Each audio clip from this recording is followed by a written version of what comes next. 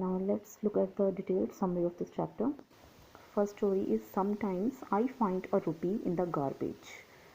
Garbage यानी जो कूड़ा करकट होता है, कूड़े का ढेर होता है. Author's meeting with Sahib. Author यानी एनीस जंग.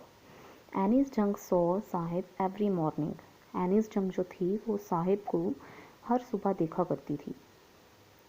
साहिब इस स्टोरी का मेन कैरेक्टर है. She would always find him searching for something in a heap of garbage. वो हमेशा क्या करते हुए देखती थी साहिब को कि वो गार्बेज के हीप में कुछ ढूंढ रहा है, कुछ सर्च कर रहा है.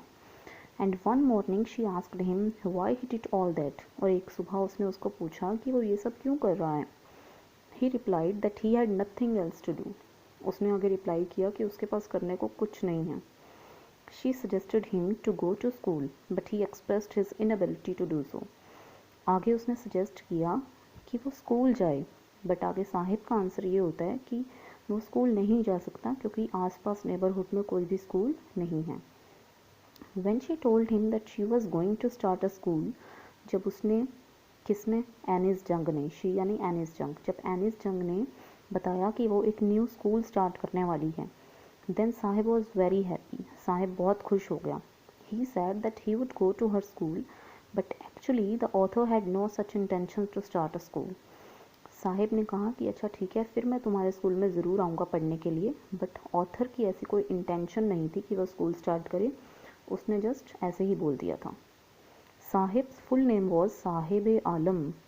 साहिब का जो फुल नेम था, पूरा नाम था, वो था Sahib Alam, which means the lord of universe, means पूरे ब्रह्मांड का लॉर्ड, भगवान. But ironically, the poor boy was destined to wander on the roads along with other boys like him, poor and barefoot. उसका नेम जो था वो था लॉर्ड ऑफ यूनिवर्स. साहिब आलम का meaning Lord of universe. But उसकी destiny क्या थी? उसकी डेस्टिनी थी कि उसे रोड पे इधर उधर वॉन्डर ही करना था, घूमना ही था, उसके जैसे ही अदर बॉयज़ के साथ जो गरीब हैं और पाँव में कुछ नहीं पहन रखा.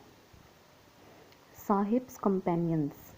The author talked to Sahib's companions and learned that most of them stayed barefoot out of a tradition and not because of poverty. Author जब साहिब के कंपेनियन से बात करती है, उसके दोस्तों से बात करती है, तो उसे पता चलता है कि वो बेयरफुट इसलिए रहते हैं क्योंकि उनका ट्रेडिशन है, उनका रीति रिवाज है, उनकी परंपरा है, कस्टम है, इसलिए नहीं कि वो पॉवर्टी से ग्रसित हैं, भाई वो गरीब हैं इसलिए नहीं. But the author did not seem to agree with them. But author जो है उनके साथ बिल्कुल सहमत नहीं होती, अग्री नहीं होती.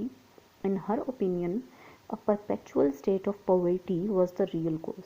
वो कहती है कि जो पॉवर्टी का परपेचुअल स्टेट होता है वो इसका रियल कॉज है, असली कारण है. परपेचुअल स्टेट यानी कि कॉन्टीन्यूस फॉर्म में जो पॉवर्टी है वो चली आ रही है.